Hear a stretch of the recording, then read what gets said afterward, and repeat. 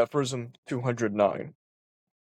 To what extent the new warlike age upon which we Europeans have obviously entered may perhaps also be favorable to the evolution of a new and stronger species of skepticism.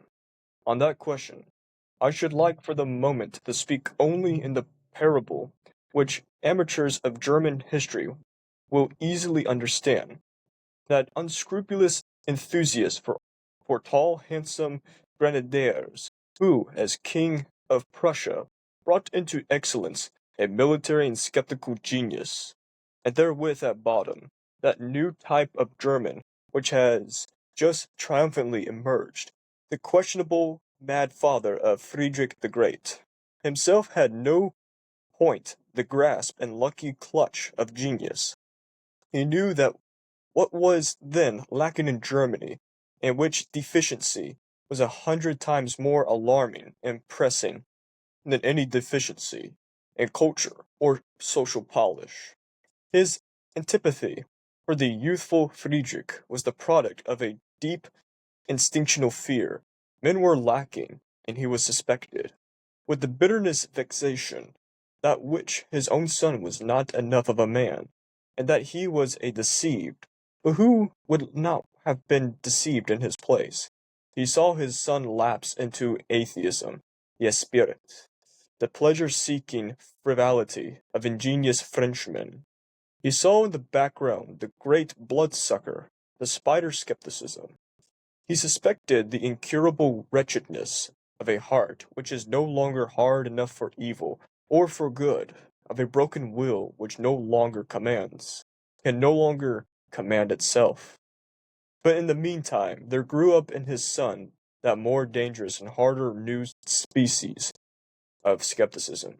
Who knows to what extent flavored by, precisely, the father's hatred and the icy melancholy of a will sent into solitude?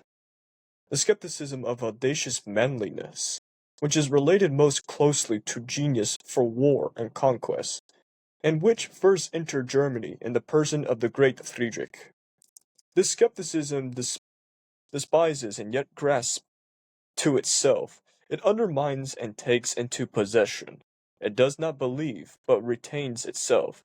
It gives perilous liberty to the spirit, but it keeps firm hold on the heart. It is the German form of skepticism, which, as a continuation of Friedrichism, intensifies itself to the most spiritual domain, for a long time brought Europe under the dominion of the German spirit in its critical and historical mistrust. Thanks to the indomitably strong and tough masculinity of the great German philologists and critical historians, who, seen aright, were also one and all artists in destruction and disintegration, there became established gradually and in spite of all the romanticism in music and philosophy, a new conception of the German spirit in which the trait of manly skepticism deceptively predominate, whether as an intrepidity of eye, as bravery and sternness of dissecting hand, or as a tendent will for perilous voyages of discovery, for North Pole expenditures of the spirit beneath desolate and dangerous skies. There may be good reason for warm-blooded and superficial humanitarians to cross themselves before previously the spirit, cet esprit fataliste que Mephisto Philiaque, Michelt calls it. Not without a shudder, but if one wishes to appreciate what a mark of distinction it is, this fear of the man, and the spirit of Germans through which Europe was awoken from its dogmatic slumber. One might like to recall the earlier conception which it had to overcome, and how it is not very long since a masculinized woman could, with unbridled presumption, venture to commend the Germans to Europe's sympathy as gentle, good-hearted, weak-willed, and poetic dogs.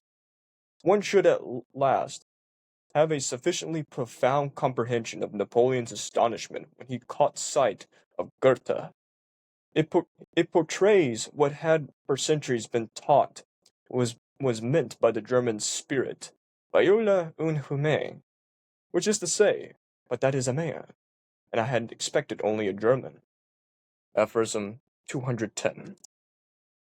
Supposing, then, that in the image of the philosophers of the future some trait provokes the question whether they will not have to be skeptics in the sense last suggested, this would still designate only something about them, and not them themselves. They might with equal justification let themselves be called critics, and they will certainly be experimenters.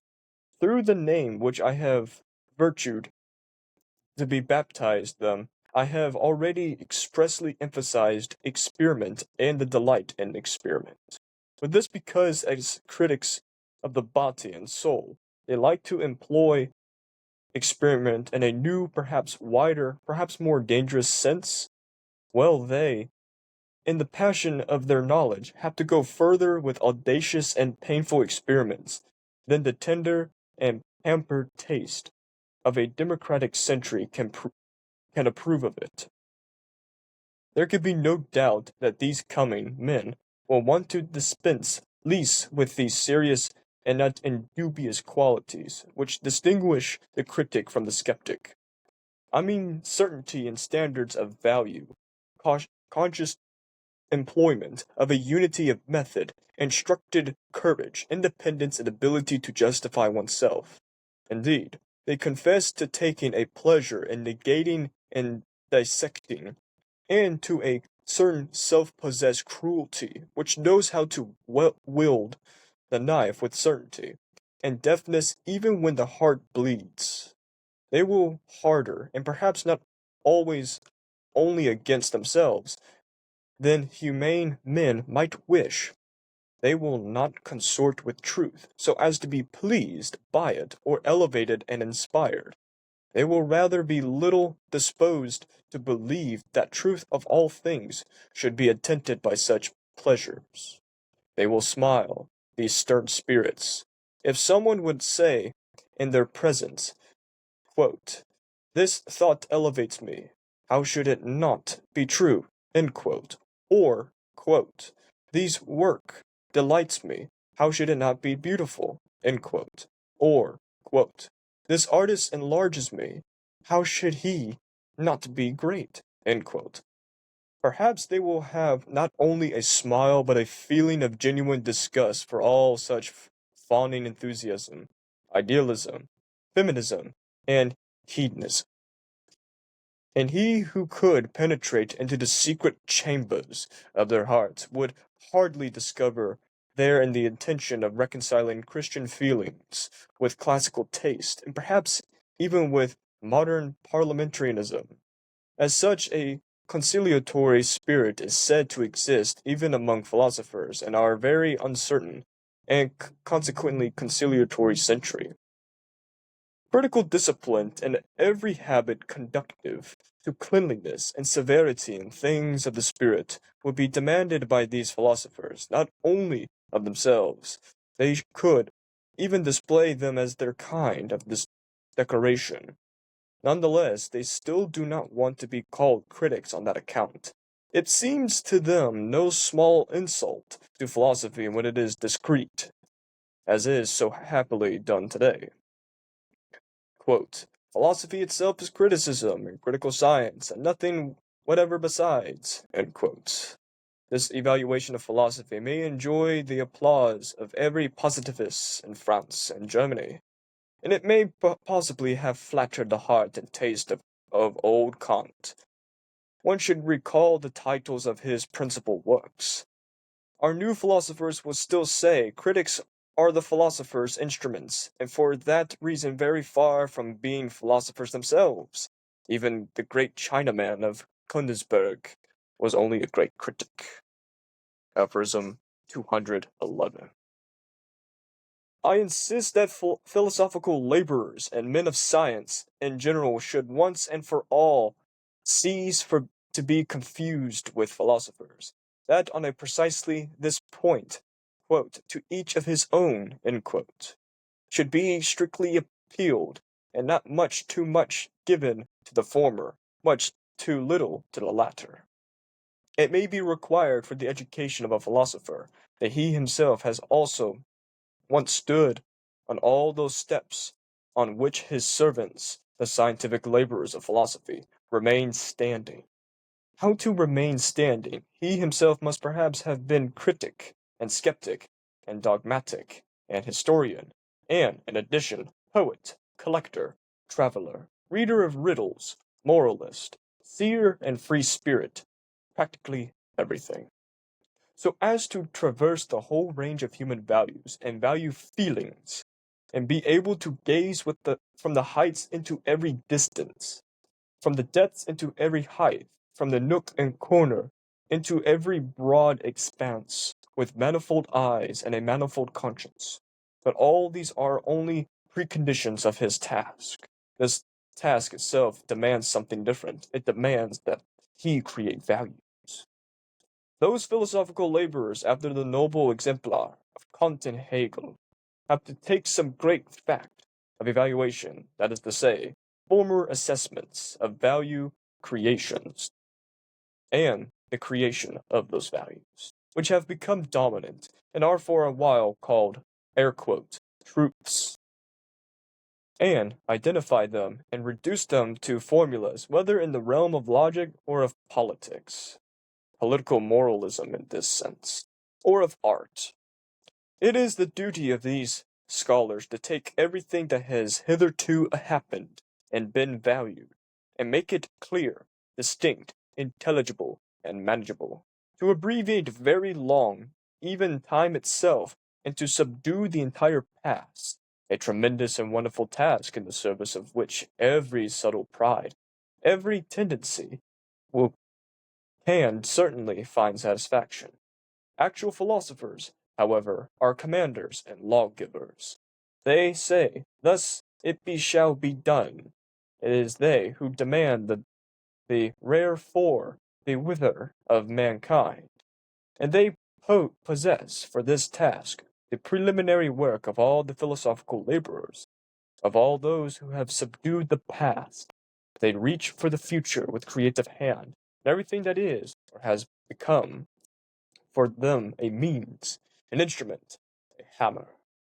Their knowing is creating, their creating is a law giving, their will to truth is, fundamentally, a will to power. Are there such philosophers today? Have there been such philosophers? Must there not be such philosophers? Welcome, everyone, to the channel. Today I've invited a terrific guest. Do, sir, introduce thyself. Hello, my name is Travanti, and I am someone with an interest in classics, humanities, philosophy, of all varieties, continental and analytic, and I am exceedingly pleased to be joining Gregory. Appreciate, sir. Whew. Just speaking for that amount of time. There was other times, say, in 208 and 207, the previous aphorisms, where they were prolonged and vivid, but at the same time they had references on references. And this is the same with Nietzsche in this aphorism, 209. He first begins with this degree of a new warlike age that's approaching Europe, which, if nobody's, I've said this before, and you've plausibly seen this too, but that's some great foresight on him. There was a war after his death, the Great War, aka World War One. But while this warlike age was approaching Europe, it favored, to quote him, favorable to the evolution of a new and stronger species of skepticism. On that question, I should like for the moment to speak only in the parable which amateurs of German history will easily understand. He's criticized multiple times, specifically Europe, because he's located in Europe. And I've reworded Europe in the modern text of the entire world, or the Western culture. Sometimes he'll criticize the Eastern culture, but compliment them with with underhand compliments. Now, he's speaking directly to the skepticism that is boiling, that he saw that was boiling inside Europe. But before that, he, from his mind, it began to encapsulate with the Kingdom of Prussia, with Friedrich I, or the father of Friedrich the Great. Quote, this unscrupulous enthusiast for all its tall, handsome grenadiers, aka the grenadiers, were an elite version of the Prussian army where Friedrich was breeding tall and handsome Prussian soldiers, but due to his worriment of them dying in battle, they were never used. It was his pawns and his toy soldiers, to say. It brought into existence a military and skeptical genius, and therewith at bottom that new type of German which has triumphantly emerged, the questionable mad father of Friedrich the Great. How's your knowledge on early Prussia, say Friedrich the Great and his father? Great question. So, one could argue that all true nationalism originates in Germany. Okay, so there, before it could fully take form in the 19th century, uh, with Bismarck in Prussia, there were certain precursors. So, for example, Martin Luther, the great reformer, when he makes a break with the Catholic Church, he writes a book which is an appeal to the German nobility, the princes of Germany. And he's specifically appealing to their sense of identity as Germans who are accepting the spiritual suzerainty of the Roman Catholic Church, which is an Italian institution. So that's one example. And then obviously there's Frederick the Great. And he actually says, when he's talking about the warlike age, that is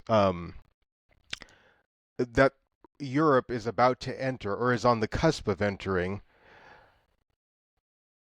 it isn't fully clear if he's using that literally or figuratively, because he says I'm going to use a parable, and he uses Frederick the Great. And the thing about Frederick the Great is he in many respects is the embodiment of the enlightened despot. He inherited a very authoritarian throne from his father, the older Frederick, who kind of reminds me of Joe Jackson, Michael Jackson's dad. Mm-hmm. You know, he was really hard on him because he was just kind of disgusted with him because Frederick was an aesthete. Frederick wasn't really interested in war at that time. He was interested in art and literature and especially French culture, and that never really left him. If you know anything about Frederick's life, he continued. Well, he had a vast library that was all in French. He hated German literature. German literature at the time wasn't as developed as it later became. And actually, now that I think about it, it was still incredibly ponderous until, say, maybe Goethe. Goethe, I think the reason why he was so celebrated is in Goethe, German prose reached a level of beauty and aesthetic elegance that was unprecedented. Germany wasn't known for producing writers like Goethe until Goethe. And Mm-hmm. then due to his impact on the language, people started writing in a more elegant, sophisticated way. So when we read Kant and we read Hegel, people like that, that's kind of par for the course. And in fact, Friedrich complained that sometimes you would be reading a German sentence and they would add so many parenthetical remarks that it would take you a whole page until you got to the verb that made the sentence clear. Like, so he loved French. French culture. And French in France there was like a lot of skepticism and stuff like that. And our the founding fathers, Americans, were also influenced heavily by French Enlightenment ideas. And so this guy is an aesthete. He would be the equivalent of like a British dandy, and his dad is disgusted by that because his dad is from the old school days of like being hard and like brutal. He's less of a king in the proper sense and more of like a warlord. And so inside of Frederick, there is this tension, this dichotomy between, on the one hand, a servant of the French Enlightenment, and yet somebody who has to uh, make obeisance to this warrior king. And so when I don't even think his dad wanted him to succeed him. I think he wanted his brother, or he did. He wanted somebody else on the throne. And so Frederick, after his dad, dies and he does become the king, things don't change. Just like, to go back to my Michael Jackson example, even after Michael was an adult and now he's preparing to become the king of pop, the hardness that had been instilled in him abusively, by the way, by Joe Jackson never left him. He was still this consummate professional, and that's what happens with Frederick. And so he's known for the king who brought a degree of civilization in terms of legal reforms to Germany, for being a great warrior who uh, helped strengthen Prussia against Austria, which there was a little bit of tension, but also who brought Enlightenment principle to Germany. The idea of like the you could write freely under him. He had a correspondence with Kant. Kant praised him. He symbolized the Enlightenment that had come to Germany. And also, there's another part of him which Nietzsche kind of alludes to, but I don't think he comes out and spells it, which is that I don't think those grenadiers were they were just supposed to be soldiers. He had a love for beauty, and he had classical taste, and that involves an appreciation for masculine beauty. As anybody who studies Greek and Roman art knows. And so Friedrich was married, but he was not happily married. Well, no, no, no. He was married, and I think they were happily married, but they were not close. He basically sent his wife off to live somewhere. He was nice to her. He gave her, all of the honors that a king could give to a queen, but they didn't live together. He didn't give her any sort of affection. He died childless. He didn't have any children, and most of his great in his most intense relationships were with men. They were very. Now there is some debate over whether or not you could say he was gay, but I don't know that he was, more as much as maybe. I mean, maybe he was, or maybe he just, his dad didn't give him the love and affection that he needed, so he always sought that in the company of men. And so,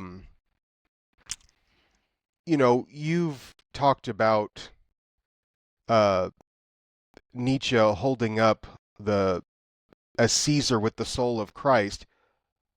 In certain respects, this is uh, this is Friedrich, and so Nietzsche is, when Nietzsche thinks about the philosopher who is to come, its predecessor is basically its predecessor is Kant, who is the philosophical example of Friedrich, because what Friedrich achieved in the military is what Kant achieved in philosophy by becoming such a harsh critic of everything that had preceded his time as a thinker.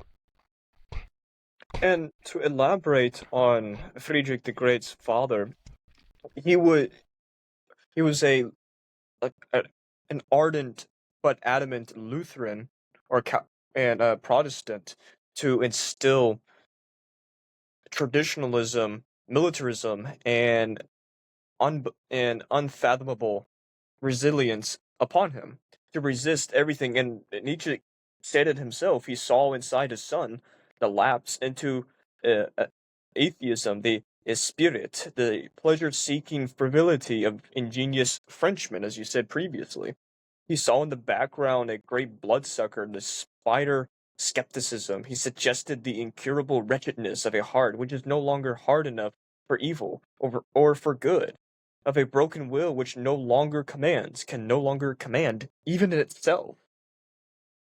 And if I'm correct, you're comparing that with Kant of how he became this critic of everything before him, and similar to Nietzsche in a sense.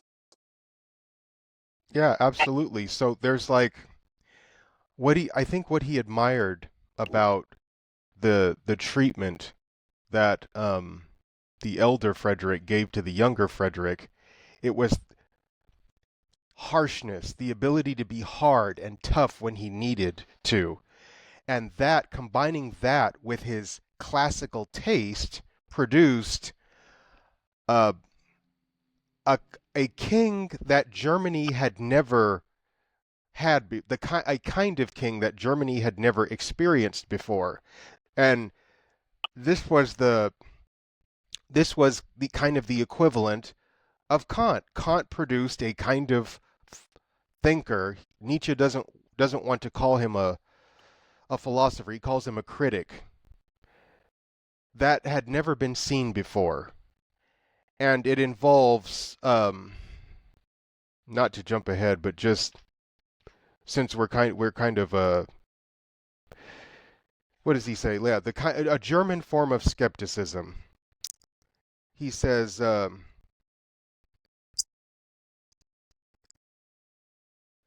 basically to become a critical historian, a philologist, and an artist of destruction and dissolution, somebody who can dissect, somebody who has a level of rigor that separates the truth from merely fanciful ideas that make us feel good. That's what he liked about Kant.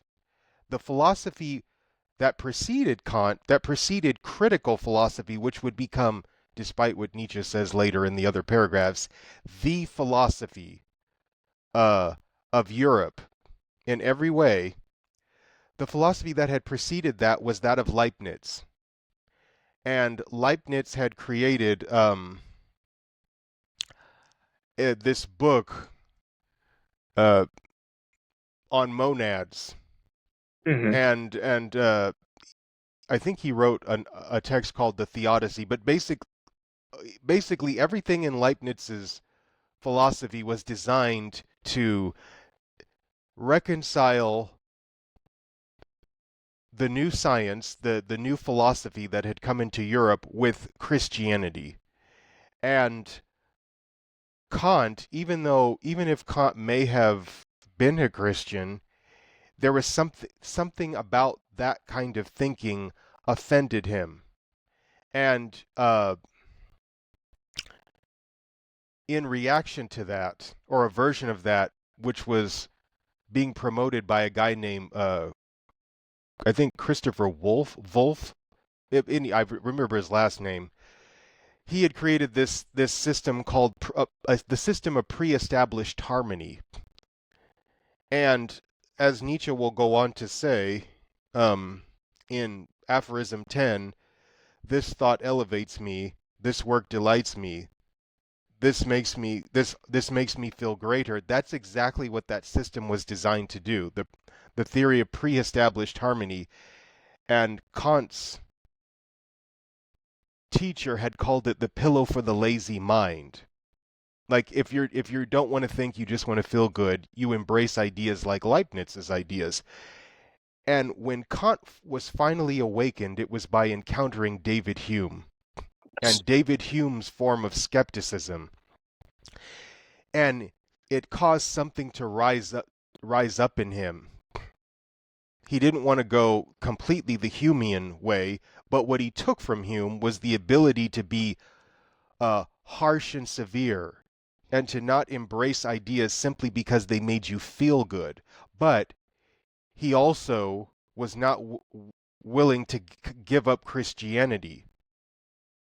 And so the critique of pure reason is it's a delimiting of the realm of science, because science was, people thought science could go everywhere, in order to cause a separation between it and religion. It was about keeping them separate. They were not going to be harmonized. And he's like, and in Kant's mind, this is philosophy. This is what it is. But for Nietzsche, he doesn't go far enough, because what Nietzsche will go on to say, which is what we read, is that it's not enough to just be a critic. You have to create new values as well. And because Kant never criticized the church, he never criticized Christianity, he never creates new values. That's correct. And from what you're speaking of, my interpretation is Kant was a hypocrite in a sense. While promoting a form of of mental, philosophical, and physical labor, he's still attached to that soft sensitivity side of him, which he never expressed. And when you were, Well, yeah, well, when you were saying earlier of, thanks to the German philologists and critical historians, that's people. Some people have read that before as, oh, Nietzsche is praising. No, this is sarcasm. what I would, oh, you think okay, so you think that he's okay, okay, I see what you're saying. But from what he goes on to say in 211, these guys, the philologists, the critical historians, one of which was his friend, Jacob Burckhardt, these guys Hmm. were necessary steps to get to where Nietzsche needed to go. Yes. Even Kant doesn't go far enough, and so he doesn't attain to true philosophy, which I completely disagree with Nietzsche about, because the Hmm. style of philosophizing that Kant creates, it is a new sort of valuation. It's a new. I'll give you. I'll explain myself why I feel that way. When I went to college and I was studying philosophy, and I was, writing papers and doing things, sometimes I would get feedback on my papers by my professors, and they'd say, "We don't do things this way." And I'm thinking to myself, why? They never gave a justification. It's like, why do we have to write in this incredibly angular way? Is there a reason? Like, why? It's the reason we write that way is because of a pattern that was established by Kant. Kant's book became uh it was a treatise, it was a style of writing that I believe still dominates in certain quarters. It impacted continental philosophy in France Hmm. and Spain to a certain extent. It impacted analytic philosophy in England and America. This very um, fine-toothed combing, rigid form of systematization that comes from Kant. So maybe what Nietzsche said is he didn't attack our moral values, but what he did effect is our way of approaching truth, our way of transmitting truth, and that in and of itself was a revolution in values. But Nietzsche's not going to give him that credit, because Nietzsche says you're still hanging on to Christianity, so you're just a critic. But I think that's unfair. That's a, that's a, it's a, that's a great statement and position to have. Well, to it, what Nietzsche was saying as a critic, he doesn't bluntly say, "Oh, you're just this." He says too that he's a bigot because of his epistemological and metaph metaphysical slash meta-ethical position of having this predestination of the journey. Oh, we've set the blueprints. We put the cart before the horse, and now we can go forward. And Nietzsche would say, no, that's not how you philosophize. And exceptionally how, in the sense of, and this is how I interpret him, that philosophy is a personal navigation through life in disciplinary decisions which become a result of you. That's Nietzsche's position of philosophy, and every time he speaks of philosopher, depending on the context, he's speaking of a person who spectates art and action, versus how he'll reinterpret philosopher in other contexts. Same with scholars, because the latter half of part six is him criticizing what I said, the spectators of art, the scholars of, say, the man of science. And if you're unfamiliar with that position of man of science, I'll redefine it in a second. So the latter half is him criticizing the spectators of art. The first half of We Scholars is him advocating while having this mutual love for the affirmers and actors of art, an artistic style of life. And he renames it to a degree, scholars in the early parts, till this esoteric and extraordinary person in the collective society is frowned, critiqued, laughed, and humiliated because of him being an odd person. Till the guilt, humiliation, and torment, and to a degree, this self-flagellation of the judgment and prejudice of society has this weight-bearing effect on the scholar, and he submits subserviently and willingly to the masses to produce content. To me, that's an early sign of social media and newspapers of the 20th century. Absolutely. That's a great analogy. And actually, it reminds me of like the main point of 209, which was to say, prior to Frederick the Great, uh, there prior to Frederick the Great, Germans were known as being these incredibly docile, pious, simple people. And with Frederick, you get the birth of a new type of man. This passage is really about masculinity, and he calls it an audacious manliness. He says it has a skepticism, and you know what? I this doesn't this form of skepticism doesn't have to be exclusively attached to the world of metaphysics, Christianity, and so on and so forth, but just about everything. Just because the herd, the masses, are going in one direction, the man is willing to go in the opposite direction, and actually Mm-hmm. takes a kind of perverse delight in standing athwart social fads. He has a kind of dangerous freedom. He's willing to stand alone, to be hard, even if he offends the soft-hearted feelings of people. That's what he likes, and he compares it to Goethe. That's true. So these new types are coming into the world, and for Nietzsche, they represent a redefining of man, a new type of man who will enter onto the world stage and participate in a new type of politics. And they are this sort of spirit is also found in philology. So philology was a new science that came into being in Germany. Yes.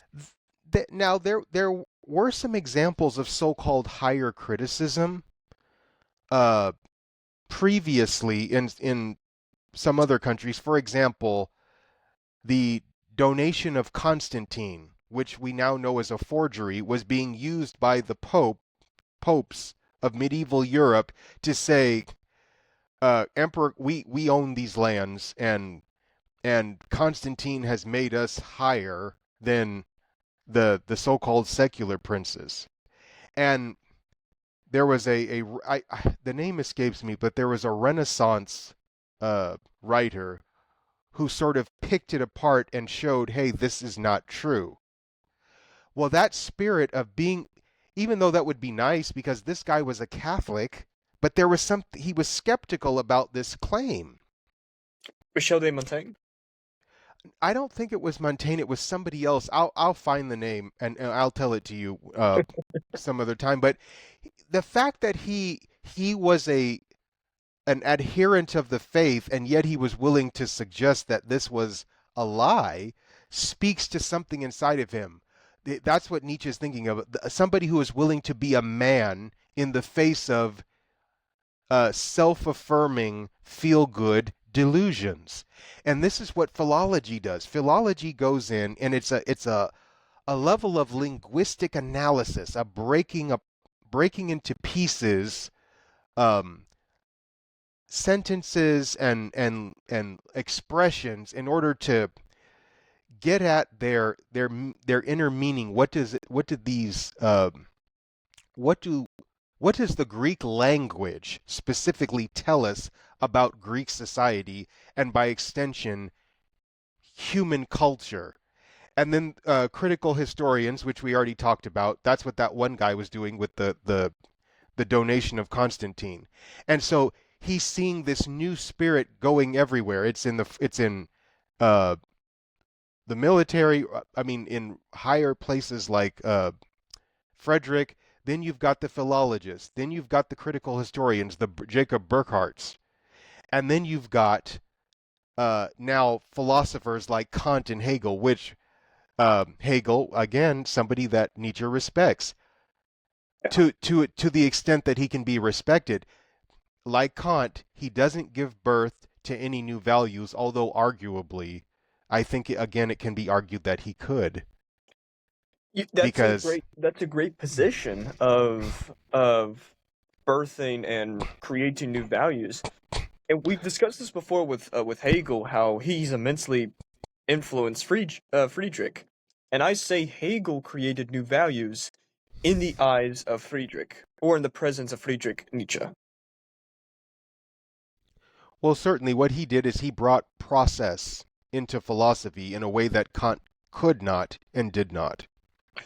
Yes, and Nietzsche desystematized that process and adapted it in a Heraclitean sense, with some of his self-sufficiency. And Nietzsche in Ecce Homo confesses, yeah, I took apart some of people's works and made it my own, while I added a few more than they couldn't do.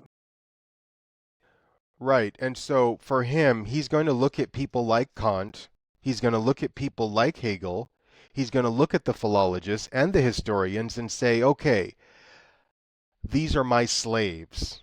It's not that I'm just doing away with the work that they did. It's just that it's an unfinished work. It's unfinished until we begin to create values, and that is the purpose of philosophy. It's to utilize these other people in order to get to the, I guess I'm using my own phrase, the promised land of a new epic, and that can only happen when we attack the nucleus of Europe, the nucleus of the West, which is its moral compass, its moral system.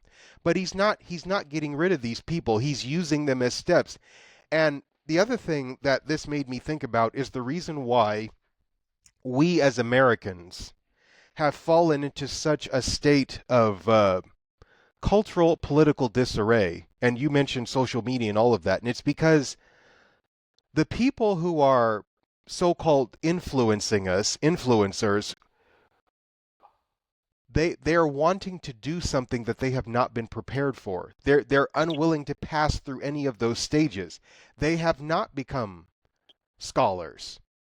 They have not availed themselves of all of the steps needed to create values, but they're attempting to create values. And because they're not following the path that he is outlining in this work, they're unworthy of the task.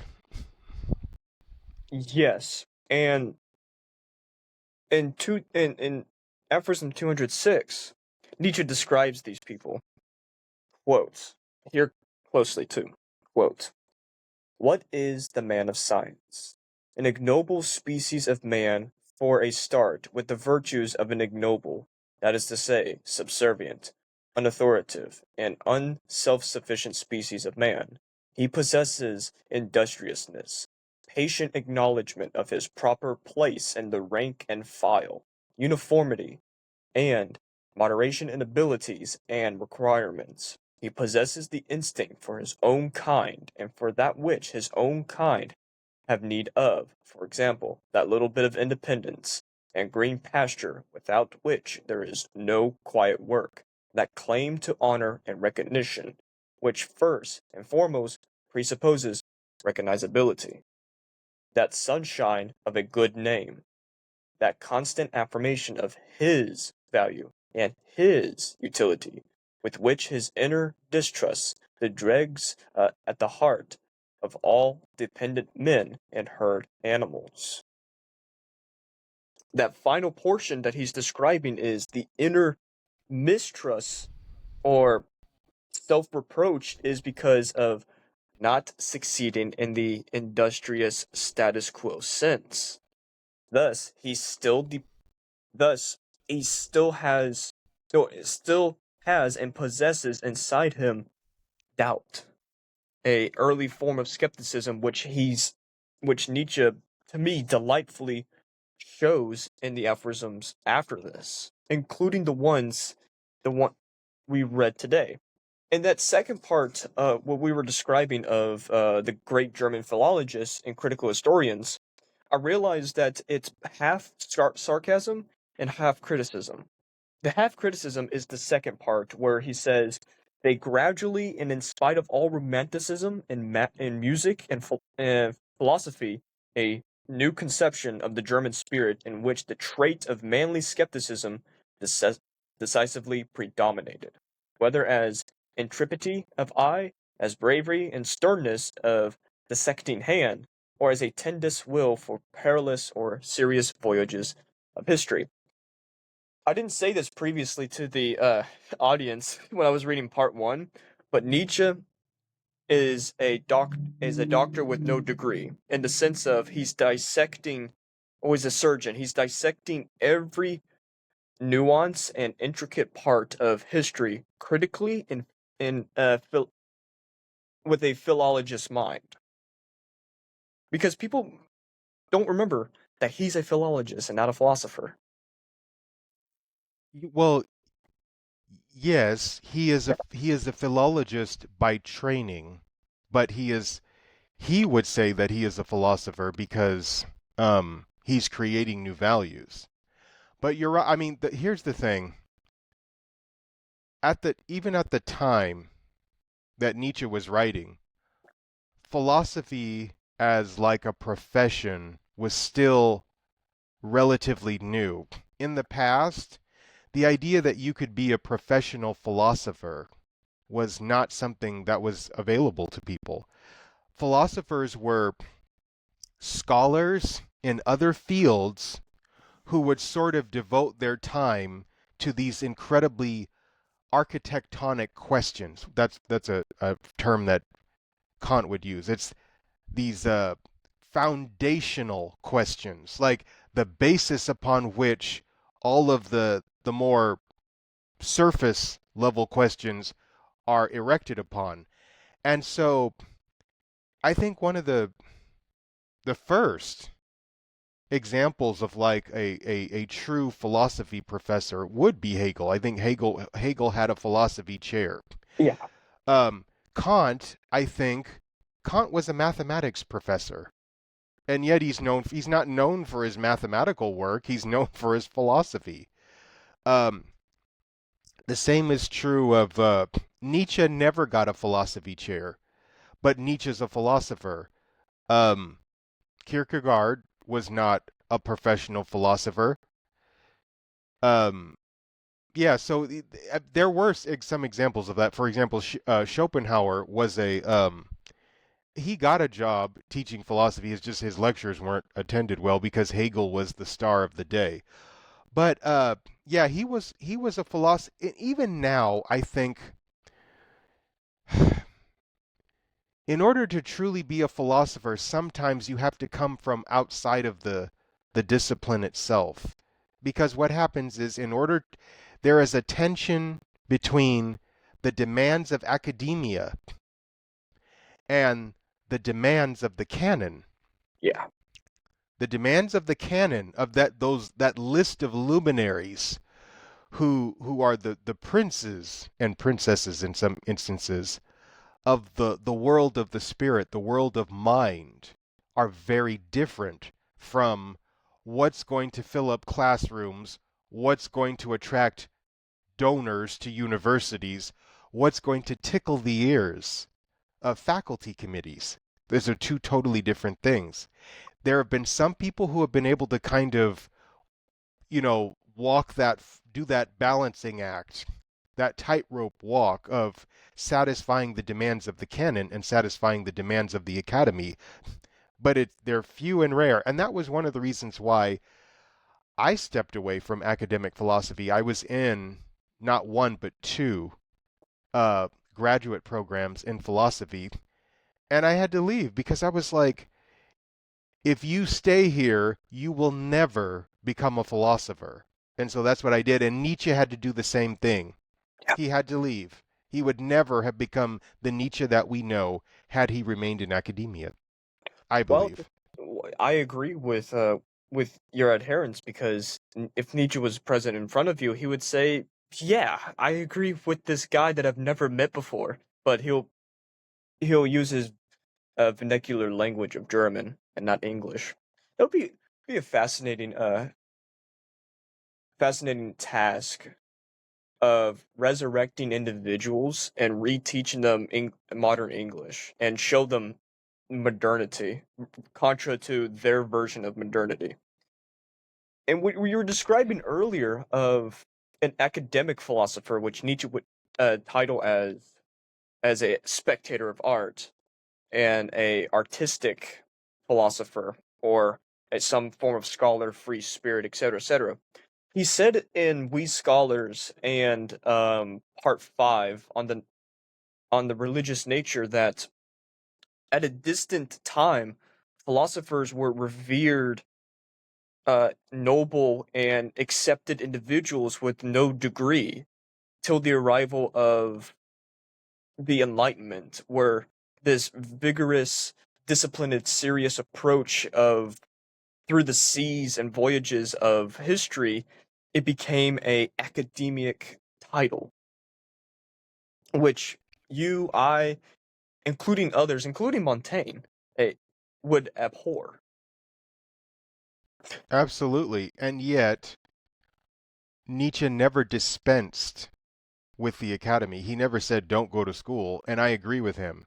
Mm-hmm. Nietzsche had, if you look at, what's funny is looking at the academic trajectory of all of those early philosophers, those German philosophers. So, for example, Kant, I think Kant studied math. And later on, even though in a completely different time, Bertrand Russell studied mathematics as well. And let me see, Hegel actually got his degree in theology. Hegel was a theologian. That should tell you something about the close connection between philosophy and religion in Germany or in all periods. They are indisseverable.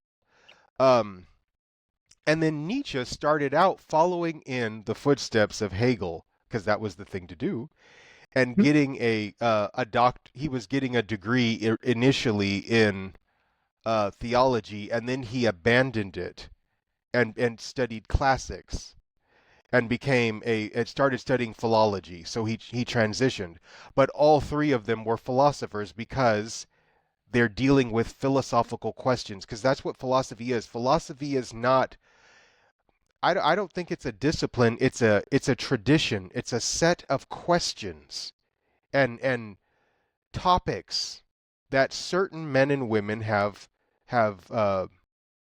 engaged with on a level that is above and beyond typical scholarship, and so it's not always welcomed in the academy because they're always ahead of them. They're like, to me, they're like Bach, the Yeah. the composer. Bach, after the fugue as an art form had stopped being popular, he continued to tinker with it, and he mastered it, and he basically defined an era. So Kant, you're looking at Kant, and the guy I was talking about, the pre-established harmony guy, yeah, his name was Christian Wolff, and his theory was based heavily upon Leibniz's. But because of Kant's transformation of philosophy into criticism, that's where you get critical theory now. Uh, Marcuse, Horkheimer, Adorno, Benjamin. And to me, I would still consider them philosophers in the Kantian sense. They were just taking that method further and further. And then even now, when you think about critical race theory or gender critical theory, all of those are in some way related to Immanuel Kant and his transformation of philosophy. It's just,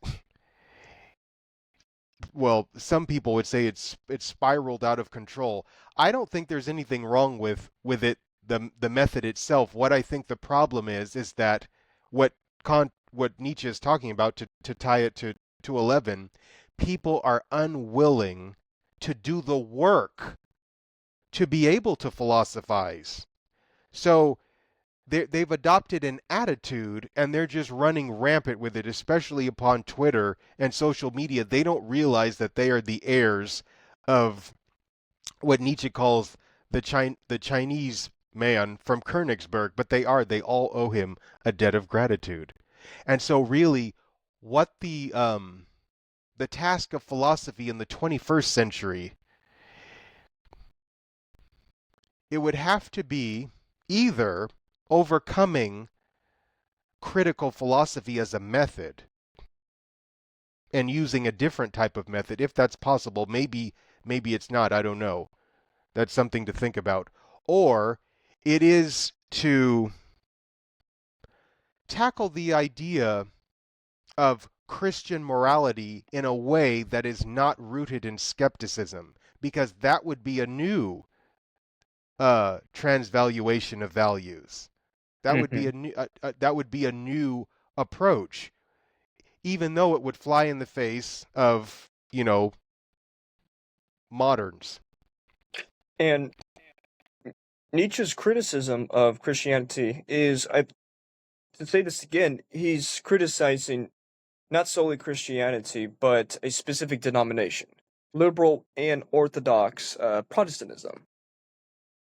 And how he was observing and same with Kierkegaard, their observation of how Christendom was becoming lax and dull, and not a heightened relationship with, and if Russ was in front of us, he would say the infinite, and or the Knight of Faith, or some form of Overman. Either or. That's a book.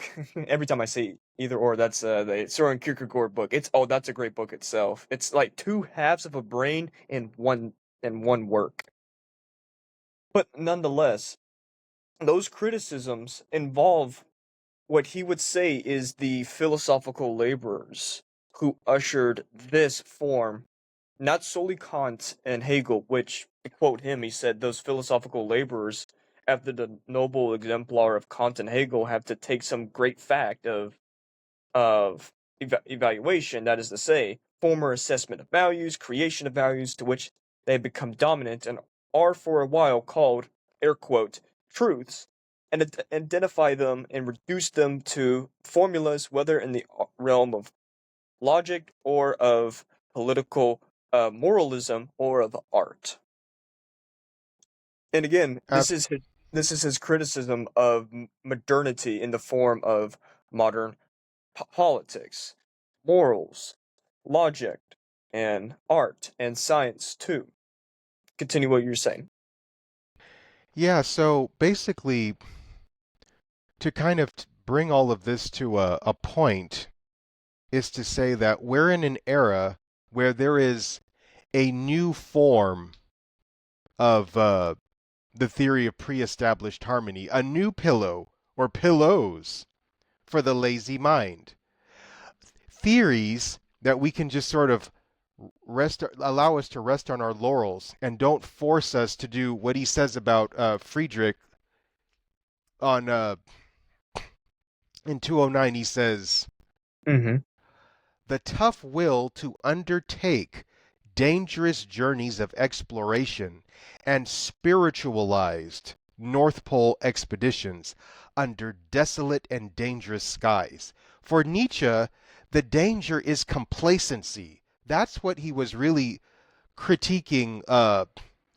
That's what he was criticizing the German people prior to Frederick. Uh, that was what the criticism was. They were complacent and they wanted to hear theories that allowed them to be lazy. And so for us, that means if we're relying too heavily upon Kant's method, which is criticism, going in, tearing stuff apart in order to just to destroy it for the sake of destroying it, that's a form of laziness because what we would need to question, and this is something he says, these are not unquestionable behaviors. Is is does this get us closer to truth? There's a passage in the Lord of the Rings that I absolutely love and I never forgot between Gandalf and Saruman, and Gandalf says to Saruman, uh, I'm and I'm I'm not quoting verbatim, but the idea the person who breaks something apart in order to understand it has left the path of reason. And that's what the critical method is. You're slicing and dicing and tearing stuff up to pieces for the sake of being rigorous. But the question is, does that what does that do for us? What is the value of that? Mm-hmm. So that's something. The critical method has to be itself criticized. It has to, maybe we turn the method upon itself. It can't be because again, that's what whether it's critical race theory, whether it's critical gender theory, whatever it is, it can become a pillow for the lazy mind when we're no longer willing to think and to be to undertake those dangerous journeys of the spirit. So there's that, and then there is the reliance upon a kind of a Nietzschean version of atheism or a Nietzschean version of skepticism. That can become lazy because now you're just relying upon Nietzsche's tastes and his sensibilities. You're incapable at that point of creating your own. That's Maybe true. Nietzsche, you know. And then Mm-hmm. the other thing is a new a new a new style of writing that is not angular, a new that is not uh, an attempt to make language mirror mathematics. Because even when you read the Critique of Pure Reason, it's clear that Kant is following Galileo's lead and other thinkers of that bench, which viewed mathematics as the highest form of knowledge expression. That principles and ideals that are expounded in a style resembling mathematical theorems and axioms are preferable to other forms of writing, like, say, Plato. Plato admired math, but if you read those dialogues, um, his love for mathematics is so subtle that it's unnoticeable. People say he's not systematic. Exactly. Plato's making a point that uh, the realm of morals and art and politics, it's different uh, structurally from geometry. Even though geometry can teach us a lot about how to approach truth, these two are different. And with Kant, we've abandoned that. We're like, no, it should match it. And that's, I believe, one of the reasons why academic thinking, academic writing is so dense and impenetrable, and it's alienated from so-called popular books. So that's something else that has to be uh, criticized and abandoned if we're to emulate the example of Friedrich and Kant and do the kind of work that Nietzsche wants us to do. And the final part, well, the final aphorism of part one, he's describing a convalescing voyage where through self-transformation and overcoming, including the hardship and asceticism, there's there's the um an usher of transform of revaluation of values, and to quote him himself, we have grabbed the helm of the wheel, we're sailing towards and past morality. Um, that's my response to what you were saying, but there's two parts. The first part is what you were describing earlier of the North Pole expeditions of the spirit. He criticizes these German spirits as masculinized women, and there's some masculinized women roaming today, both in a male and female body.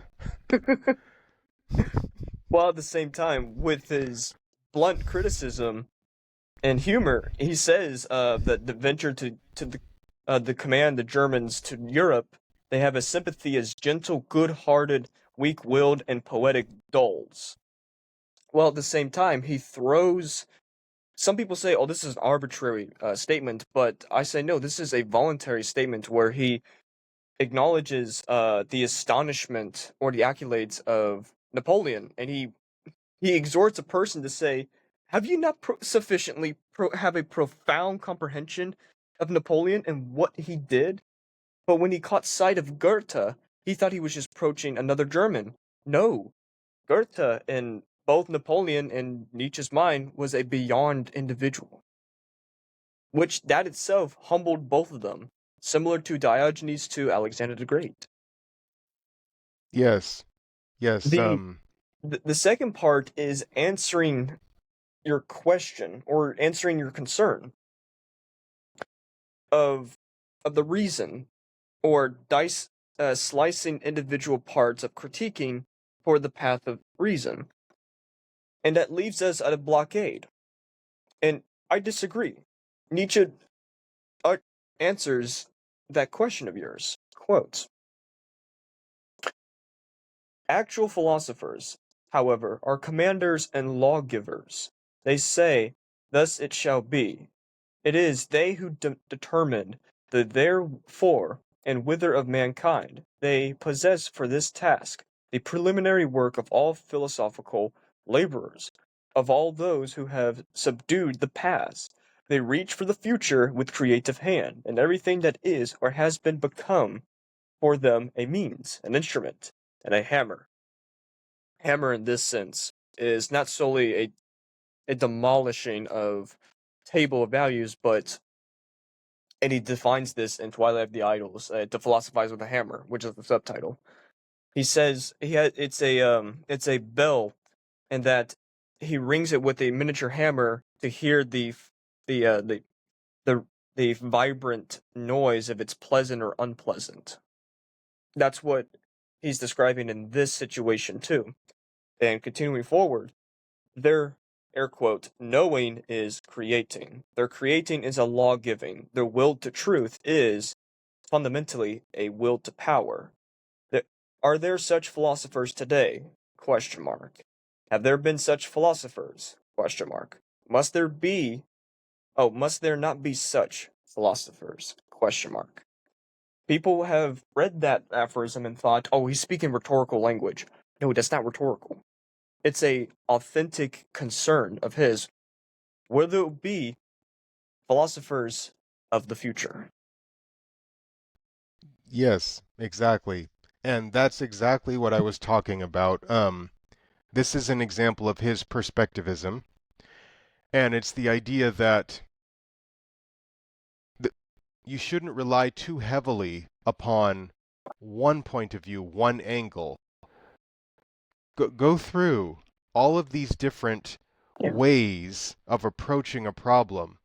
And that's the issue, is that people don't want to do that anymore. They're lazy and they're just like, oh, this is corrupt. I'm just going to run away from it. So I would say, maybe in the vein of Nietzscheanism, men, stop running away from college. Go back to college. Start looking at the humanities again. And if you want to do this work, if you want to be one of these philosophers of the future, um, to become an overcomer, you have to go through a process, just like Frederick did, just like Michael did. Without Joe, there's no King of Pop. Without the old Frederick, you don't get the younger Frederick. All of these steps are necessary, and it's the same thing with Nietzsche himself. Nietzsche had to go to Schulpforta, the boarding school he went to. I mean, the private school. I'm sorry, it wasn't a boarding school. The school he went, maybe it was, I don't know. The school he went to and experience that, and then college and academia before he could finally overcome these things. He couldn't just, you can't circumnavigate these steps, and people want to do that. And going through this process for him, and then going through the process, walking through all of these traps that could potentially destroy the spirit and overcoming them anyway, and being willing to stand alone at the end of this for the sake of your own will to truth, which he says is a will to power, that is a very interesting conception of manliness that is being lost, fallen by the wayside. So, Yes. And to clarify on the will to truth, if you're familiar with it, the will to truth, as he would say it, is a individual who dispassionately, objectively, and with an absolute disheartened favor of seeking objective, abstract truth. Nietzsche would observe that and say, "You're not, uh, you're not obsessed with truth, but there's a underneath determination of power, both in a spiritual. You can improvise the word spiritual for control and manipulation sense, or a personal self-indulgence sense." yes, yes, great. And I think that that's a great way to summarize these three um, passages, because I mean they they they went so well, they connected so well to one another. And I realized as I was reading this and how well they went together. I wonder if Nietzsche even broke these up when he was writing. It just seems like there was just like a continuous stream of writing, and then later on he gave them like numbers, because I'm like, 10 could easily bleed into 210 could easily bleed into 211, and 29 could bleed into 210. So I just thought, I don't know. But yeah, that I what you said, that's a great synopsis. And I appreciate your time and accepting the invitation to the channel. And Sure, to this was fun. yeah, fun? What's fun? What's your entertainment? Are you contradicting yourself from the lazy minds that you were criticizing earlier? I often wonder if it's just maybe the reason why people want to be lazy is because it is more fun. So maybe, I don't know. I need to like, no, I shouldn't. I'm not going to practice laziness. whatever. I don't know what I'm saying. I say this to people. Just hear the song "Dumb" from the band Nirvana. Like, there's a line that Kurt Cobain repetitively says is, "Am I dumb or am I just happy?" I'll check that out. King Solomon did say wisdom increases sorrow. So maybe there's something to that. But Nietzsche said that if he must have been young when he wrote that. If he had lived a little longer, he would have realized how sweet wisdom is, how enjoyable it is. And yeah, I don't know. Yes, my dear brother. Appreciate for attending today. Amor fati. Love your fate.